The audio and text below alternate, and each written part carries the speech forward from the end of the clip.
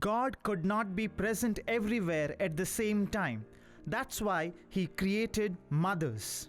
And today we have with us 4 such super mothers, with every one of them having a unique story to tell. Dr. Rashmi D'Souza is a nutrition therapist and ENT surgeon. After facing her own challenges in motherhood, Rashmi, as a fitness enthusiast and a marathoner, could shed 19 kgs of weight in her transformation journey, and now happily don the hats of motivational speaker on nutrition across India and inspired thousands of her followers as a digital media influencer. Thanks to her 10-year-old son Hugh, she is now the Vice President of Parent Teachers Association of Lourdes Central School, Bijai. Dr. Shweta Kamath, an MBBS doctor, model, poet, dancer, and more importantly, mother of triplets, Veda, Mantra, and Shlok, who are 5 years old now. She is the winner of Mrs. India 2020, authored a coffee table book Hasta Lipi, and she is awarded as Asia's top 100 most influential women and associated with the causes like breast milk donation awareness, diabetes and Alzheimer's awareness walks. At present, she is working as a medical manager in a pharma company. Ever charming Dr. Mona Mendonça is a perfect example for beauty with brain. A professional master of ceremonies, model, motivational speaker, freelance researcher and writer, voiceover artist, TV anchor in Daiji World, semi-finalist of Dance Mummy Dance Show, finalist of Mrs. Mangalore. There are multiple feathers in her hat. And most of these accolades were achieved after she got promoted to the designation of a wife immediately after her graduation, and being blessed as the mother of 2 angels, Simona and Siona. She had the privilege of drafting a write-up on history of Mangalore for Honorable Prime Minister of India during his recent visit to Mangalore. Currently, she is working as an assistant professor in Department of History at St. Aloysius College Autonomous, Mangalore. Miss Tertia Lobo is the youngest mom among the panelists. Her name in this elite panel surprised many, including Tertia herself. But there is a reason. As an alumnus of Department of BBA just couple of years ago, Tertia was naive and a happy-go-lucky girl. But thanks to the surprises thrown by life, she has now stepped into the shoes of a responsible wife and a proud mother of Elora Andrade. She has her master's in corporate psychology, and students present here are most likely to resonate their thoughts with Tertia, as she is almost one among you. Dear mommies, your presence here has brought a smile on our faces, which make us say a warm welcome to you all, and we are eager to listen to you. We request our faculty member and ace compeer of Mangalore, Mr. Manoj Fernandez, to moderate this interactive session and escort our guest on the stage. Is motherhood an achievement? Our reply is yes. But is it the only parameter to define womanhood? Definitely no. This is our mindset, but we have taken it as one of the themes for this Women's Day. All questions will not be technical. Even though they are subject experts, they will be speaking as mothers today. And when it comes to the students, we had to dispel the 2 misconceptions. The first one, being a mother is as easy as going to a toy shop, getting a Barbie doll, and putting an Instagram story as it I'm with my cutie pie. That is one thing. And also want to dispel another misconception that motherhood is so difficult that many people literally decide to relinquish or give up on that thought. And at the end of the day, even though we'll be having differences of opinion, we agree to disagree. And most importantly, this will get into the college, YouTube. So I request everyone to participate in this session. All right, we have got certain questions. First of all, we'll be starting the discussion, and after that, we'll open the floor to the students as well. So we'll start with Dr. Rashmi. Could you please pick the mic? So maybe Tertia and Mona Mendonça can share one mic, and two of you can share one mic. Ma'am, when we went through your profile, it reads, if your nose runs and you don't, then in either ways, I'm the right person to be approached. Could you please elaborate on this? Obviously, for an ENT surgeon, you deal with runny noses, and as a marathoner and a fitness enthusiast and a nutrition therapist, I tell you about how important running is, the best cardio, obviously. So I mean, I think it explains. That's the apt explanation. Okay, Shweta ma'am, the most intriguing fact we found in this AV was triplets. So, what was your first reaction when you just realized that you're going to be the mom of triplets? So motherhood, welcoming motherhood itself is a surprise. So when you go to the clinic and when you go for the first scan and they are like, the first question the doctor asked was like, how many do you want? No doctor gynecologist asked this question, how many do you want? I'm like, why are you asking this question? I mean, are there many? Like, yeah, there are 3. Everybody, me and my both husband, when we both are shocked. I'm like, then the only question I asked her is, how can I manage? That's the only thing, because it's going to be a long journey, and I know being a doctor, we know all the complications can happen. What are the, like, it will be premature baby, a lot of things. So yes, is there enough space? That was the second question. I said yes, there is enough space. You don't worry about that. So did you find the answer for the first question? Can Yes. I manage? Yes. All right, that's a great thing. Okay, Mona ma'am, the question we had, like as it was mentioned here, that during your degree studies, somewhere you must have got a hint that after my graduation, immediately I'll have to step into this marriage. So what was your mindset, or is it more of like going with the flow? Was there any mindset in the first place? To marry at the age of 21 was definitely not in my radar. But life throws you surprises. Therefore, I had to say yes because I had no reasons to say no to this person whom I got married to. Therefore, touch wood, Deserves a God's round of grace. applause, please. Yes. I think I have answered. Okay, I'm going to have some sort of a soft corner towards Tertia because one, it is a first experience for her. Second, she's my student as well. And I guess alongside us, she will also learn few things. Tertia, it was kind of a similar situation for you.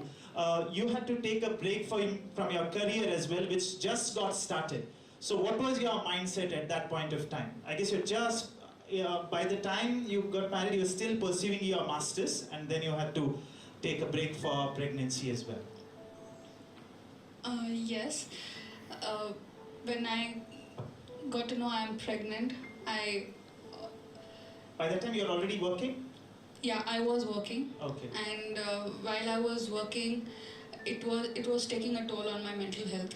Okay, yes. So I decided that I should take a break Yeah. from that. All right, okay, great thing. Maybe we'll continue with you because one of the interesting things, at least in Mangalore, in most of the culture it must be there, we have somebody called a caretaker for the lady who goes through that whole process. It's an interesting thing. Some people say she's a villain in disguise. That could be one case because of certain treatment which she gives, and there are some myths or superstitions associated with her approach towards the lady who was just delivered. Did you just come across any of those points wherein you felt this is not logical, whatever that lady is telling is not making any sense? Yeah, initially I was unknown to anything because of my parents telling that it is very, very important for me as a mother to have that 1 month of rest and massage and all of that. So for that, I was just seeing what and all was happening. But as I was experiencing, if I was feeling anything which was not logical, for example, I didn't find it logical to put incense. They have this thing called, they have to put incense all over the room to some bacteria or something. And it was not logical. So basically you smoke, is it? Yeah. Kind of. Please help me out. Yeah. I have not experienced anything. What do you have experienced so far? Yeah. So this is like one of the many things that I felt which was not logical. Okay. So in that way, I was. They say you're not supposed to stand in front of a mirror or what?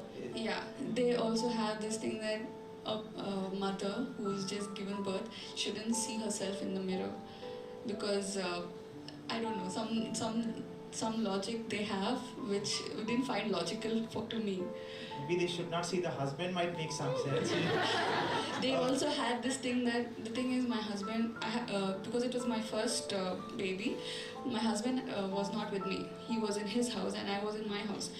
And she didn't want, she was like, don't call him. You should not call him. And Network issues? Okay. Yeah. Sometimes it is difficult to cope up with these superstitions we see. Yeah. Okay, Dr. Rashmi, nowadays there's a tendency wherein they say they won't call anybody plumpy. Forget about calling someone fat. But even if you mention the word plumpy, the answer comes that it's not about being thin or fat, it's about being healthy. Now, is it a valid reason or it's just a lame excuse? What do you I'm consider? sorry, I didn't really understand. No, if anybody goes and advises a lady who needs to go to fitness, the first excuse comes as, fat or thin doesn't matter, I'm healthy. Even if I'm fat, I'm healthy. Okay, so what are the repercussions of not getting into fitness in the long run? Or is it like, anyhow chalta hai, you just need to be healthy? So basically, very frankly, if you are plump or we say the plus size, okay, if you are that, your lab parameters are not going to be normal. Okay, very frankly, because I've been in this fitness industry post my child was born, that was since 8 years now. So I have seen that if you say, weight is not a number and all that stuff, yes, I don't believe in the kgs on the scale, not at all. For me, it's about lab parameters alone. Okay, so when a client comes, first thing I ask them to give me is their lab parameters. For me, that is a priority. And if at all your lab parameters are not normal, then we need to work on that. I don't work on, the size based on plump and yes. But then as a side effect, people tend to lose inches and stuff. Just one follow-up question. So when it comes to fitness, does it only mean gym or is it a blend of exercise and diet? It's not only a blend of exercise and diet. It is, yes, it's something more. It is your nutrition. It is whatever you do, movement basically. It is having a calm mind. It is your sleep habits.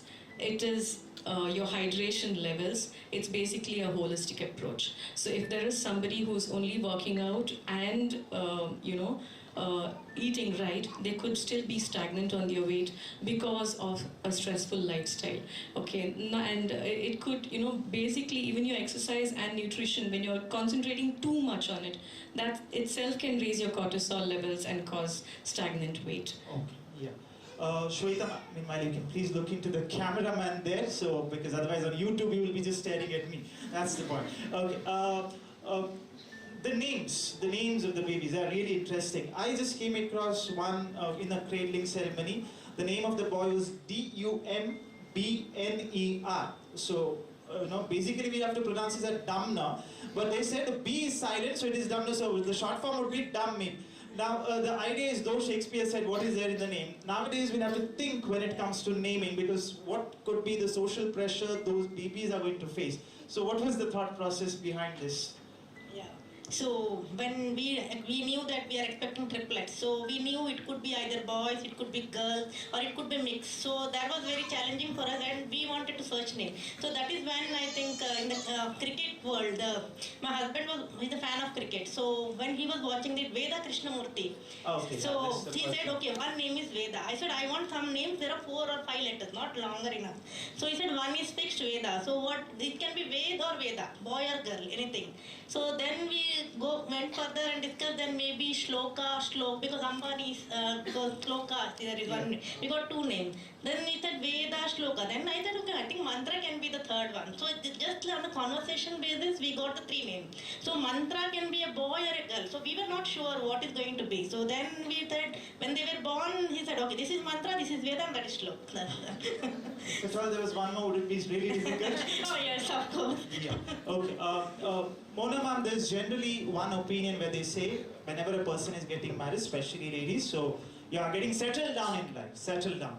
But I guess you were really unsettled because you pursued your PG, PhD, everything after your marriage. So how challenging it was? Did you feel complacent at any point of time that, okay, one step is done, now I can ease and I can just relax?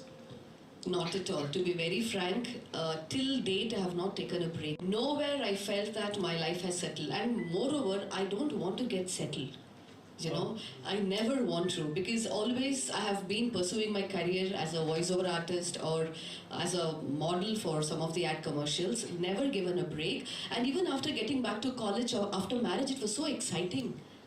For me, getting back to college once again, reliving your life as a student, that is all I wanted. So whether I'm married or not married, that made no difference. I'm back to my zone. Okay. That kept me going. Yeah, and there's one thing, like you are a young mother for teenage daughters as of now. So is that a case that there is no generation gap and you can connect to them really well? Are you happy that something good happened at the right time for you as of now when you know, reflect on this? Yeah. So I was the mother of two at the age of 26, and I had back-to-back babies. All right, and this thing was very scary. There were times when my baby was like this, my younger one, and my older one was just 2 years. I used to take them, look at my mom and cry, Mama, it's gonna be really difficult. But now, I feel that was the best decision to have babies early. One is, baby's quota is over. No plans of having another baby. And to answer your question, definitely, you know, we don't have issues to deal with them at a psychological level. Say for example, I am in my late 30s, my daughter is 14 years now. We vibe so well. More than daughter and mother, it's more like friends. They enjoy BTS, I too love BTS. They give me advice on how should I be looking about. They says, Mama, this is too much for an occasion. You look like a Christmas tree, stop, remove that earring of yours. Somewhere I feel you are able to connect with their problems. When they go through their menstruation cycle, you're able to connect because you're also teaching and being with the youth for 8 hours in a day. So I endorse the idea that if you have plans of having babies, have it early. And have back to back. So that gives you a lot of free time to pursue your career later. Okay, great. All right.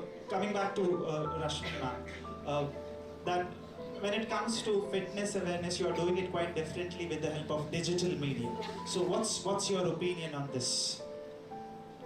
Well, I guess we need to go with the times, right? Times, yeah. So. I mean, what was the response like? Somewhere I read that 15,000 followers at one point of time for the page. So I started off with, I didn't want to get into this as a job basically because when I got a baby, I was at the peak of my career. So I was an ENT surgeon and I didn't want to divulge from my mainstream of being an ENT surgeon. And work hours were crazy. I was attached to AJ Hospital.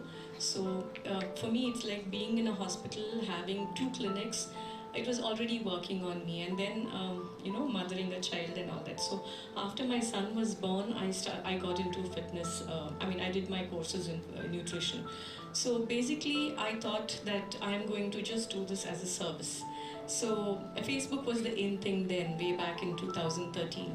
Okay, there was no Instagram. All right. So I just thought, okay, I need to stay committed. I need to lose weight. So I'll use this as an inspiration to motivate myself. So then we started this. I started this page along with another co-partner of mine. Then my husband's cousin. So we started a page called Mission Slim Possible, where Slim Possible. Yeah, that was for a mixed gender. Both for males and females. It still exists, but I'm not really active on it because I'm sorry, but work has gotten so crazy. I think that's why. And for women, we had this. I was running this page called Flabulous. Okay, so it still exists. So every day I would post a challenge. Okay, say for this month it used to be like 10,000 steps per day. So every day it used to be a motivation, and that's how by posting challenges every other month, the number of followers grew. And then I think after about 3 years, I said, okay, since people are coming to me and asking me to get commercial, why not? You monetized it after one point of time, your channel? Yes. So for 3 years, I did a lot of, mentoring without charging. Then on public demand, as they say, I said, okay, let me do it this Lots way. of money? You need to ask my auditor. Okay. Ma'am, Shweta ma'am, we say nowadays, because hardly there could be one child in the family or sometimes, that whole habit of sharing. I remember even if a beggar comes to our house, we were told, get down off your veranda and give it something so that you're not standing in a higher place to show that you're higher than him. Okay, that way the values told to us. Now, as you're associated with many social causes, how we can inculcate these things right from the word go among our kids? Yeah. So it's like, see, for me, I do not directly come into contact with it. So nor am I associated directly with any NGO or anything. So what I do is I paint, I dance, and I have a lot of other hobbies, photography. So whenever I get an opportunity where I can sell my paintings and donate to the charity, so I do that. I have done that. So from Yenapoya, there was they had organized it for an art exhibition. So I had given my painting, and the proceeds had gone for the oral cancer patient, dental patient. So you're not directly involved through NGOs this yeah, happens? Not directly involved, but whenever such an opportunity presents, art for charity or anything, so I go and give my paintings and keep my exhibitions with them, so that at least whatever the proceeds goes to the patient. Even for the childhood cancer, there was one ramp walk that had happened. So whatever the proceeds with the calendar, shoot and everything, so that had gone to the childhood cancer patients in KMC. Yeah, the second half of my question is like most of the kids now are raised with I, me, myself attitude, my assignment, my this thing, and that is quite evident when they come to degree as well sometimes. So, how can we bring this difference in their thought process? Because at one point of time, 5-6 kids in the house, they had no option but to share.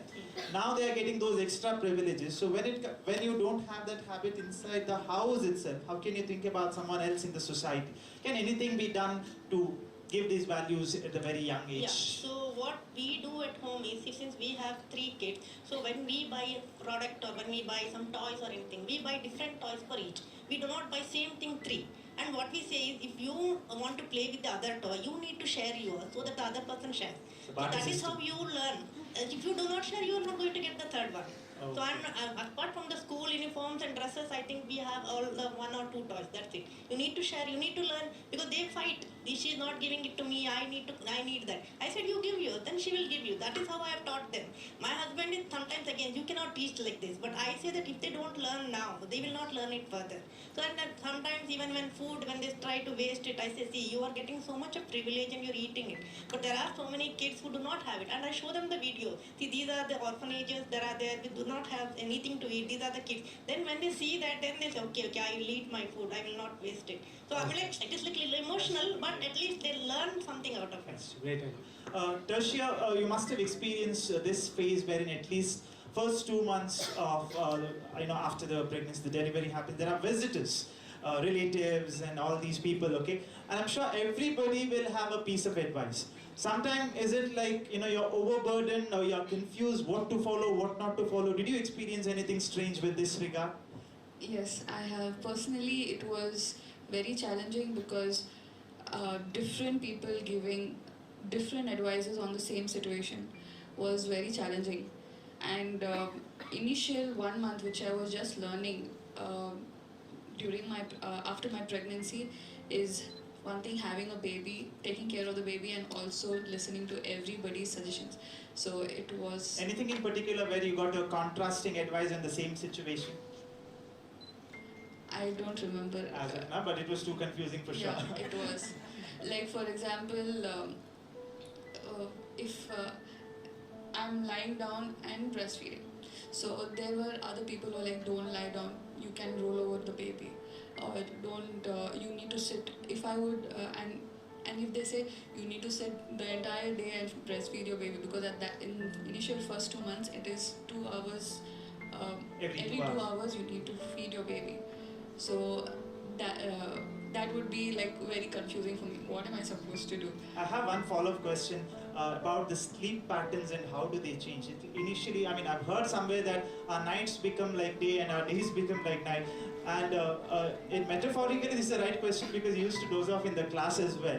So that, but did I just admit that my classes were boring? That's a different topic. Okay, yeah, but how did you manage? It's like, for us, it's easier said than done. What exactly happens through the sleep patterns of parents, specifically mothers? It is actually very terrible, I can say, because the first month, even at night, every 2 hours, you need to get up and you need to feed the baby. If specifically you are breastfeeding. If you're not, then it can be easier because you're giving a bottle feed. But then I chose to breastfeed, so it was every 2 hours that I needed to get up. Sometimes I wouldn't be able to open my eyes, so it would be difficult. But then from the second month, when the entire responsibility of the baby came on me, I started learning. I started keeping a difference between how to feed the baby. I didn't keep whatever suggestions I had got. I didn't use it from the second month. I started implementing it on my own, how I feel like doing. Okay, great. Our next question is to Mona ma'am. There was one sort of a narrative set up, let's say 30-40 years ago, that babies are mother's responsibility. Men are, only the kind of literally sleeping partners only, not the active partners. Now, when it comes to this today, I guess, do you sense that the situation has changed in a way wherein when you are having these premarital discussions, how about the property, how about the employment, is it the high time to speak about how we are going to handle this phase of parenthood? What is the role of your partner or any partner, male partner, in the whole process of parenthood, at least initially? I definitely support the view that husband or the partner will have to co-parent, because the responsibility of a child is never to be dumped on a mother alone. For me, this came naturally because I have seen my dad helping out my mom. I have seen my father-in-law helping out his wife. So for me and for my husband, Stanley, it was not something new thing we were doing. And when you have a partner who helps you out, motherhood becomes easy, it becomes an enjoyable process, and you don't grumble. And I think every man need to understand what it is to be a mother. Therefore, even when in newspapers we have things like, is paternity required or things like that, definitely, because even men need to understand, because gone are the times when women are confined to a room. We are working women, we spend more than 8 to 9 hours in a workplace. We are sometimes overworked up, we have no stamina, and unless and until you have a partner who can help you out in dealing things like this, they are not just helping us out physically, but also a lot of mental health is somewhere balanced. Therefore, it is very important that, and it's better for girls to have an open discussion as to, will you be my partner who would be accepting the responsibility of a child? Would you be the one who will wake up with me and change the diaper of my baby? These needs to be our late night conversations, not sending the hearts, the emojis, because these are the real life challenges that will open up only after we have babies. Initially things will be fine. Even at every time you have a baby, it's a test on your marriage. Is your marriage going to survive? Because this also adds a lot to a good marriage. That is what I feel. So therefore, at homes, we need to have such an atmosphere where we take examples from our own father. For me, I have seen, and my dad took no shame in saying that, yes, I chop vegetables. I'm helping out my wife. So I think these days world is changing, and world is changing for the better, perhaps. I could see a nervous smile on many faces because they have found a new topic for the chat this evening. Okay, we'll open the forum to the student questions. Volunteers, could you please help with one mic needs to go around, and we'll start asking the question. Just tell your name and then we'll go with the questions. Who's the first one to start? Yes. Yeah.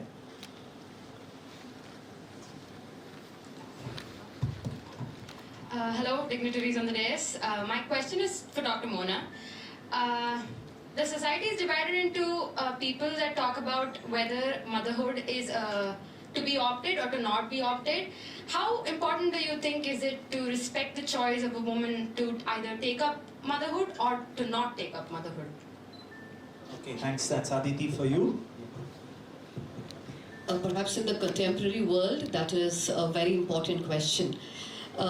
let me be very frank. I think we have overrated motherhood in India. But motherhood is not that easy.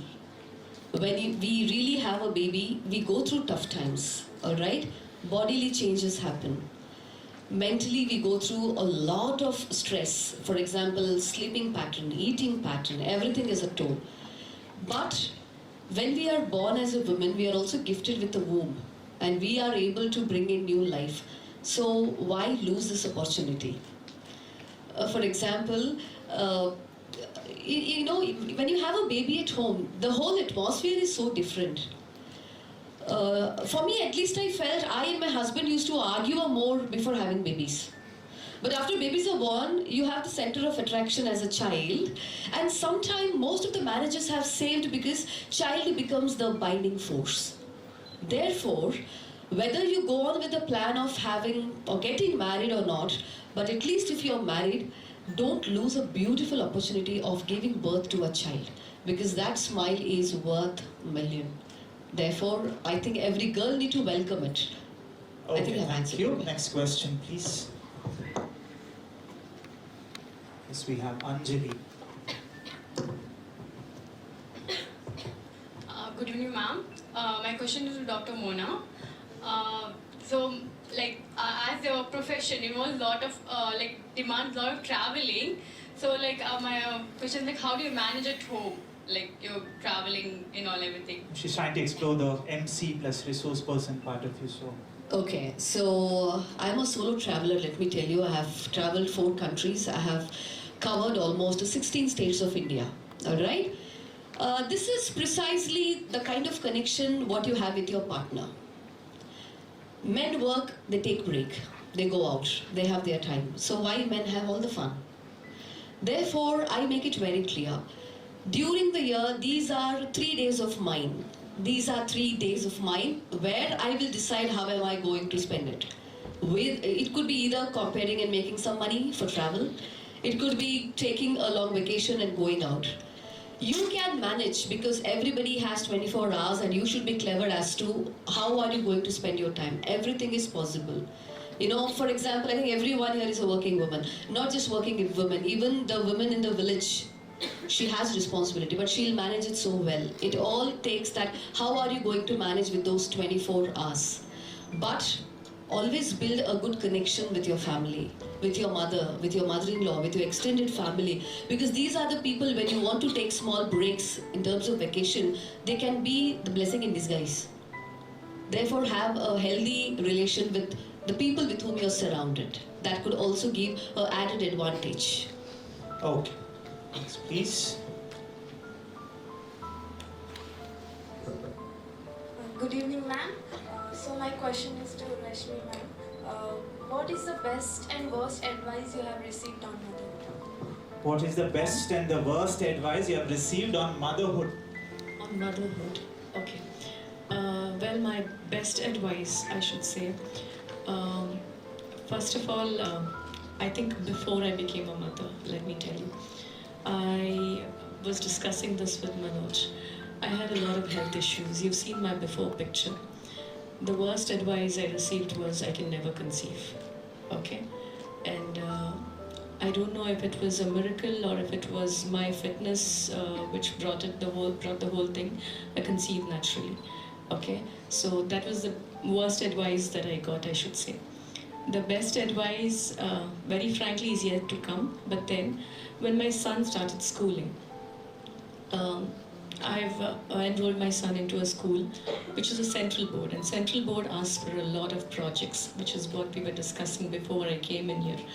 So I realized when my son comes home in the night and says, when I come home and my son tells me that tomorrow we're supposed to be submitting this and all stores are closed, okay, 8 o'clock in the night. How are you going to do whatever you have to do? You're supposed to take raw materials of any kind and every kind, okay? For example, we were supposed to be making a milkshake out of bananas from the maths textbook yesterday, right? Because it's from the measurements chapter, right? So very complicated when you have to do it at 8 o'clock in the night when you've just come in home and there are no bananas, right?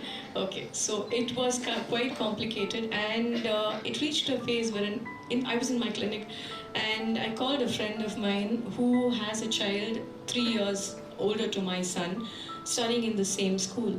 I just broke down and I said, I don't think I can do this anymore. I think I should just be a stay-at-home mom, and I should just, welcome my son when he comes back home in the afternoon, cook for my husband, and just stay back home. I don't think I can do it, I said. Because for me, every 1 month, every 2 weeks, I'm also attached to a hospital in Bangalore, so I was visiting consultant as well. So doing a dual profession and doing this was very, very difficult. And mothering, especially whether we like it or not, 99% of the times, most mothers are the only teachers for a child, whether you accept it or not. Most often, husbands, very rarely, you're the lucky one if your father is the one who's taught you. Very rarely, it's always the mother who's after the child. So I felt I should quit my job and stay at home. There was this friend of mine who said, nothing doing, if I can do it, I being the kinds that I am, laid back person, can do it, I'm sure you can do it. That was the best advice, trust me. I'm glad I didn't quit my job. Okay, yes. Next one, please. Hello, my name is Dimra and my question is for Shweta ma'am. Ma'am, it is said that the delivery of a woman who is 30 odd will result in a not suitable health of a kid. So is it true? What's your opinion in it? Thank you for the question. So because I myself an example for this. Why? Because I got married at the age of 21.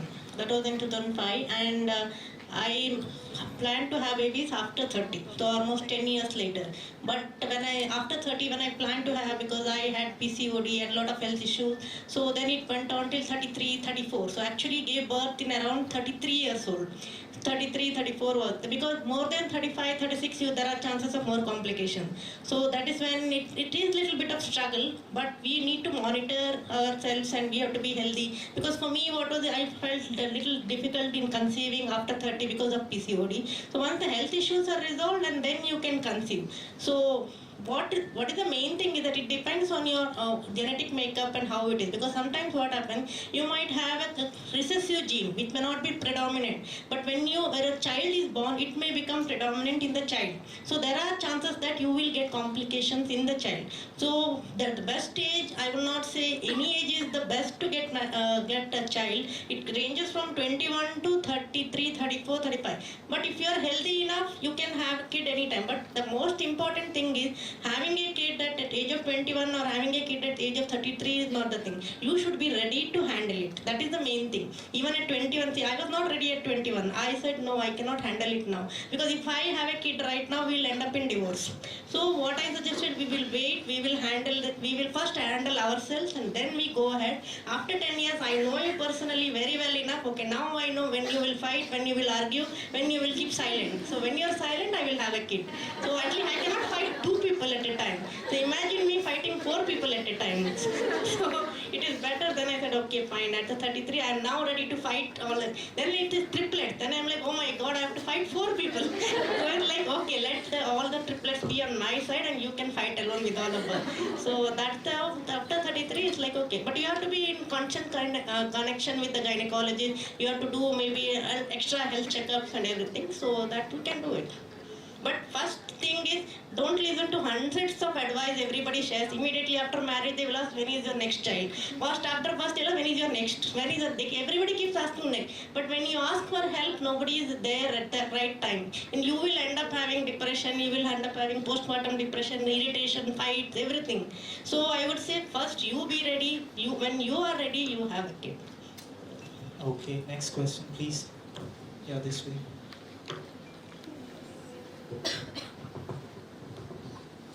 My question is to Rashmi ma'am.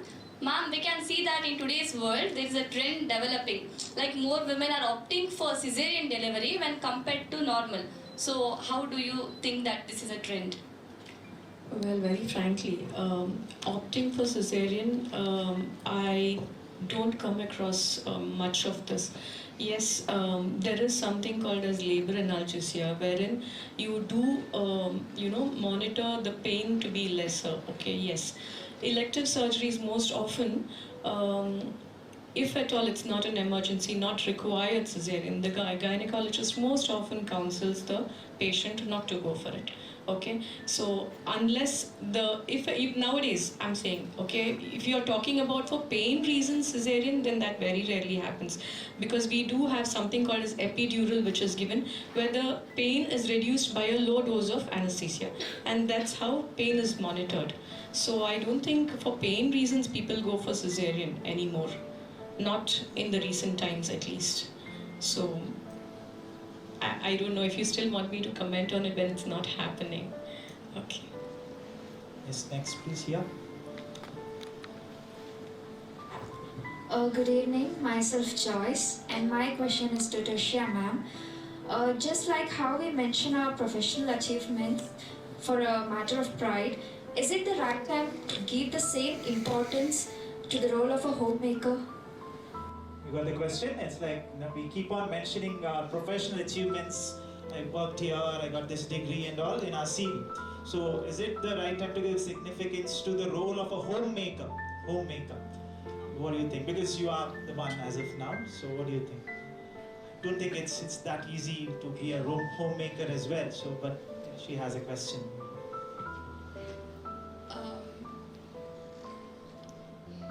It's actually a very difficult question because I have not thought much about that. But personally, why I decided to leave my job and my career for a while is because I felt the need of being with my baby. I'm really emotional regarding my baby because from the time I even gave birth to it, she has just got, it's like a reward for me. So for me, giving up my career was no big deal. And walking with what I have decided is a pride to me. That's the reason I stuck on to being a homemaker. Okay. We have any more questions? Yes. Hello, I'm Santoshi and I have a question for Can you be a little more louder? Yes. Ma'am, my question is to you. I want to know more about post-pregnancy depression. What's your thought about it? Like, there are so many notions. Like, I want to know what's your thought about it. There was one case recently of last year. B.S. Yediyurappa's granddaughter, and being a doctor herself. Okay, this is scary at times. I think postpartum depression does not spare the profession, right? Yeah. So very frankly, when a woman becomes a mother, irrespective of how young you are or how old you are, okay, you are never ready for a baby, very frankly. So when you deliver, first of all, when you're pregnant, all the attention is diverted to the mother who is pregnant. You're pampered most often, okay, because you are going to come back with your grandchild, with your child, you know how it is. So the mother is always pampered most often. Now, once the mother has delivered, if most often the first pregnancy, okay, once the mother is delivered, she's so naive and ignorant about what to do next. It could be as much as even feeding the baby, right? The mother, even if at all, very frankly, I did my medicine, after I did my PG, I delivered. But even breastfeeding a baby was not taught to me, right? So I was so ignorant and I said, oh my God, I've seen so many children being delivered. I've seen so many mothers nursing their babies in the wards. But this is all new to me, So very frankly, now there are lactation consultants who teach you how to nurse a baby. But in spite of it, mothers go through so much because they are unaware of how to handle it, one. Second thing is, all that attention, be it from the husband, the parents, the in-laws, all that attention is diverted towards the baby and no longer towards the mother, right? And the third thing, there's a lot of hormonal changes that are happening in the delivered mother. So subconsciously or unconsciously, the mother goes through a phase wherein she doesn't know why she's going in for depression also. All right, clinical depression. That could be the third reason where there's no known cause. And the fourth major reason is because your whole life has turned topsy-turvy, right? most often the father sleeps off, and like Tertia said, in certain customs, the husband is in his place, and the mother is with her mother, with her, her parental house. So she has to handle it all alone, right? She has to wake up in the night, and sleep cycle is totally disturbed. That's what causes havoc, and it's so common. A few years down the line, when mothers sit together and discuss, 9 out of 10 mothers actually go through postpartum depression. How many people actually battle it out is a very big, dilemma. Actually, nowadays it's very difficult for people to even come to a psychiatrist or to a gynecologist and talk about it, because it's such a taboo. That's why a lot of people land up blaming the child for that situation they are in. I hope that answers your question. Ask your questions, then we'll wind up. Yes. One here, one here. Yeah. You can go to her, then the mic will come. Hi ma'am, my question is to Shweta ma'am. How important is to converse with your kids in the mother tongue? How important it is to converse with your kids in mother tongue. Yeah, in the Mother tongue, Matrabhasha. mother tongue. Okay. So, see, it depends. So what happens is when in a kid picks up the language. It's easier for the kid when you are constantly talking in one language. The child picks up the language. So I'll tell you an instant. My niece. What happened is my mother tongue is Konkani. So my mom, my grandmom, everybody speaks to her in Konkani. But actually my sister has married Muslim. So they speak in Urdu and Hindi. So they used to converse in Hindi and Urdu. So when they converse, she listens to everything. After a while, she doesn't know which language to respond to. So what she used to do is, whichever language we speak, finally she decided, I will respond in Hindi. That was initial, say, up to 1 year or 1.5 years, 2 years. And later, after that, when we converse, if we are conversing in Hindi, or she'll say, no, you are Konkani, I'll speak to you in Konkani. So that's how they pick up later. And for my kids, what has happened is, we are Konkanis, we speak in Konkani, but the nannies who take care, they speak in Tulu. And some nannies, they in school or somewhere, they listen Kannada. So what they have picked up is, they speak among themselves in Tulu. But when I speak Tulu, because I don't know much of Tulu, and when I speak, they're like, no, you speak in Konkani, we will respond to you in Konkani. So actually the children are very smart, they know whom to respond in which language. So I would suggest you, if you know many languages, you can speak more languages to the children. Because at the age of 4 to 5, or that's the reason when they go to school also, they pick up English. We have not taught English at home. Because English is language which they can learn in school. They are very much adaptive to any language they can understand. So the more mother tongue is there, because everybody appreciates, because that mother tongue is used. Why? Because everybody in that house speaks the same language. If there are opportunity for others to learn multiple languages, it's best they pick up at the right time. Yeah. That's the last one. Hello, my question is to all of you in the panel. So nowadays, in the modern world, we all know that education is very important, and especially for young children. When there are parents who put their children as early as 4-5 years to schools, and Mona ma'am and moms have kids who are already, I think, in schools. But Miss Tertia, your baby is still small. So what plans do you have for her education? And moms, how did you choose how to put your children in which school? Did you have any thoughts about it and all of that?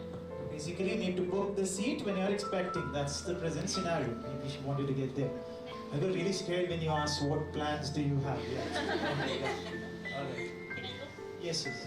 So, see, what we decided is for our kids, now the initial, it is very early nowadays. What happens, most of them are working parents, so we both are working. And so for luckily, we both are working from home. So we can take care of the kid at home, and we have a nannies at home. So what we decided is, we will put them to the school, but at the right age, 4 years or 5 years. Not earlier to that, not to the daycare or preschool, nothing. So we put them right now in LKG. So what happens is, if you put them too early, they they at that time they are just growing up and they want some attachment.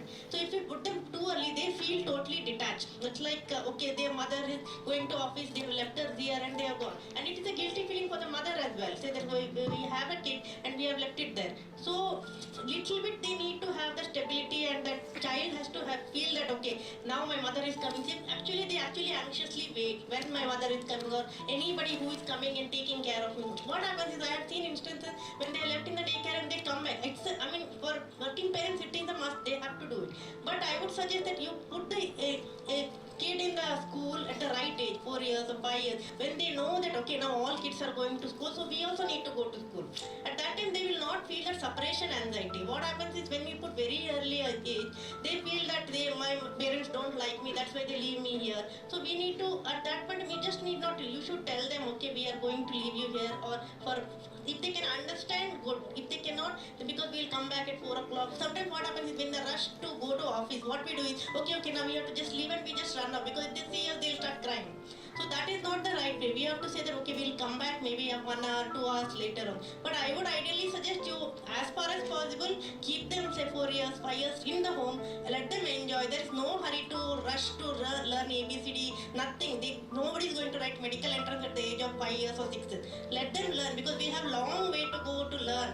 So 4 to 5 years, they will be like, okay, we'll be adjusted, okay, we can go to school. You just go around, show the school, okay, this is where you're going to be maybe next year. So then they'll get adjusted, because most of that, what happens is, I have triplets, they play with themselves. But in most of the families, they have single kid. So they are like, they have to go to school so that they have to interact with the other kids. So that is, so it depends from situation to situation. But I would say the more at home and they learn a little bit, they feel that okay, they are independent. Once they know their safety net is at home, they feel okay, now we can go, this is my safety place, I'll go to school and I'll come back. So then little bit understanding, little bit cajoling, talking to them and making them understand will help it.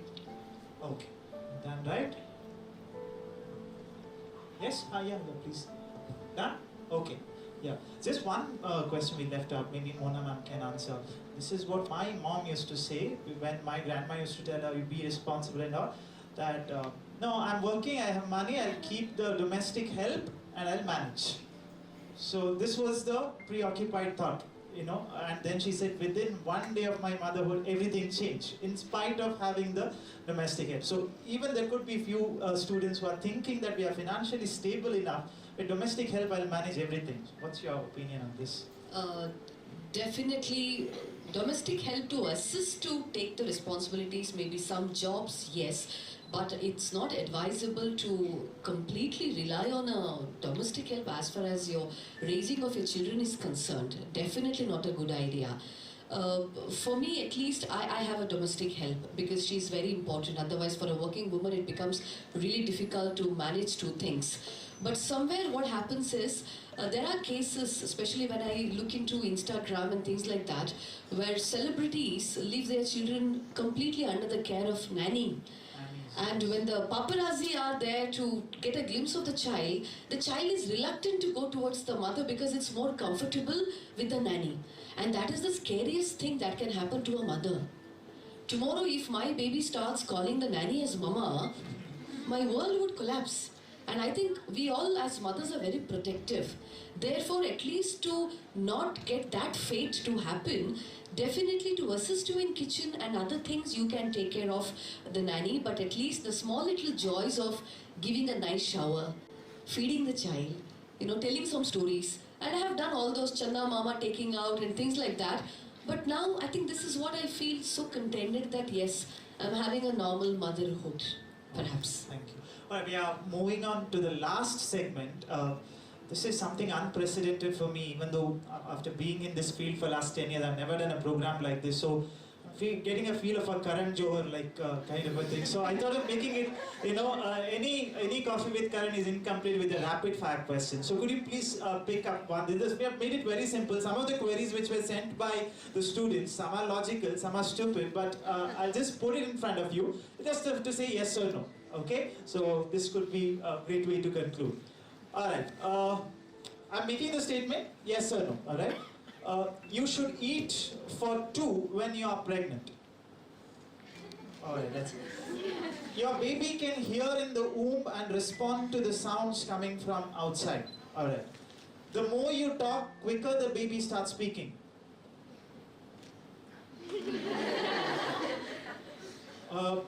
Heartburn means you have a hairy baby. I do not have no idea about this. Heartburn is what's heartburn? Okay, yeah, all right. Acidity? Yes. All right. Food size increases after giving birth to your baby. Food size, your food size. Feet size. Foot, yeah. I wish. Okay. Yeah, eating spicy food during pregnancy will make your baby bad-tempered. Okay. If you crave sweet stuff during your first trimester, it's a girl. And if you crave for something savory, it's a boy. Okay. If a baby cries a lot, he or she will be smarter. I'm just presenting, yes. It's not safe to exercise while you are pregnant. Okay. You have weird cravings during your pregnancy. Eatables. Yes. It depends. What was yours, Hatima? Mango? Alright. Okay. One day I felt 9 months are too long for pregnancy. Alright. Okay. I wish my baby could speak from day one. Your voice can change during pregnancy. Okay. Joshua is wondering what's going on. Yeah. I was jealous when my baby slept during daytime. You're happy? Okay. Sometimes like, there could be, the context could be, she's not allowing me to sleep during the night time and now she's sleeping wherein I'll have to work. One should not eat papayas, mangoes, which might end up in causing a miscarriage. Oh, papaya. Yes, Manta ma'am. Yeah, they mentioned papayas, mangoes, pineapple, entire fruit salad is here. Okay, the last one. I came to know the importance of my mother only after I became mother. Alright, I guess on that note, we wind up this. Thank you for being active audience here. Can we have a round of applause for the program coordinator too, and the vote of thanks.